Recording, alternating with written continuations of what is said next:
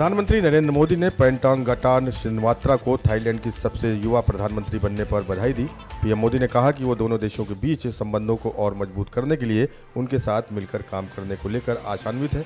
आपको बता दें कि थाईलैंड के पूर्व राष्ट्रपति थाकसिन शिनवात्रा की बेटी पेंटांगगाटान शिनवात्रा रविवार को शाही समर्थन पत्र मिलने के बाद थाईलैंड की प्रधानमंत्री बनी।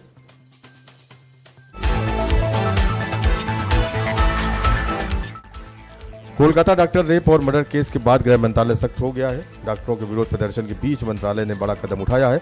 सभी राज्यों से हर 2 घंटे में लॉ एंड ऑर्डर रिपोर्ट मांगी गई है। कलकत्ता की घटना के बाद गृह मंत्रालय ने यह फैसला लिया है। आदेश में कहा गया है कि सभी राज्य और केंद्र शासित प्रदेश हर 2 घंटे में केंद्रीय गृह विभाग को राज्य की लॉ एंड ऑर्डर रिपोर्ट भेजेंगे।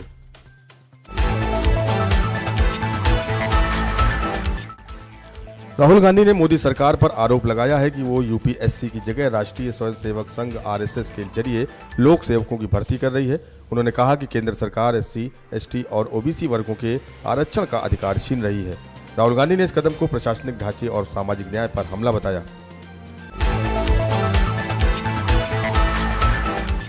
महाराष्ट्र विधानसभा चुनाव की तैयारियां जोरों पर चल रही हैं। सूबे की सभी पार्टियों ने चुनावी रणनीति पर काम करना शुरू कर दिया है। इस बीच टिकट बंटवारे को लेकर भी सियासी बैठकों का दौर शुरू हो गया है। महाविकास अघाड़ी में किस आधार पर सीटों का बंटवारा होगा, इसका फॉर्मूला कांग्रेस की ओर से बता दिया गया है।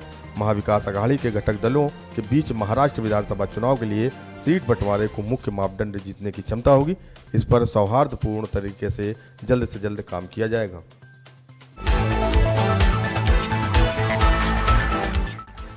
यूपी के 69,000 शिक्षक भर्ती मामले में हाईकोर्ट के फैसले के बाद से एक ओर जहां कई टीचर्स का भविष्य अधर में है, तो वहीं दूसरी ओर सियासी उठापटक भी जारी है। दरअसल इलाहाबाद हाईकोर्ट की लखनऊ बेंच ने शिक्षक भर्ती की मेरिट लिस्ट रद्द कर दी है। हाईकोर्ट के इस फैसले को अनारक्षित वर्ग के अभ्यर्थी सुप्रीम कोर्ट में चुनौती देने की तैयारी में है। सीएम योगी भी इस मुद्दे पर आगे की रणनीति के लिए रविवार को बेसिक शिक्षा अधिकारियों की बैठक कर रहे हैं।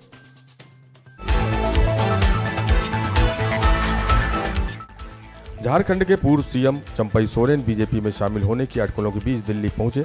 इस बीच उन्होंने एयरपोर्ट पर उनके बीजेपी में शामिल होने को लेकर उन्होंने बयान दिया। उन्होंने कहा कि अब वो जहां हैं वहीं हैं। साथ ही उन्होंने ये भी कहा कि वो निजी काम से दिल्ली आए हैं। सोरेन ने कहा कि बेटी दिल्ली में रहती है, इसलिए आए हैं। दिल्ली आना जाना होता रहता है।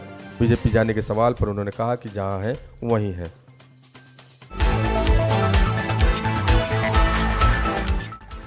छत्तीसगढ़ के बलौदाबाजार शहर के सतनामी समुदाय के आंदोलन के दौरान 10 जून को हुई हिंसा के सिलसिले में कांग्रेस विधायक देवेंद्र यादव को गिरफ्तार किया गया है। बलौदाबाजार के पुलिस अधीक्षक विजय अग्रवाल ने बताया कि यादव को दुर्ग जिले में उनके आवास से गिरफ्तार किया गया। पुलिस की कार्रवाई की खबर फैलने के बाद यादव के कई समर्थक दुर्ग के भिलाई नगर इलाके में उनके आवास के बाहर एकत्र हुए और नारेबाजी की।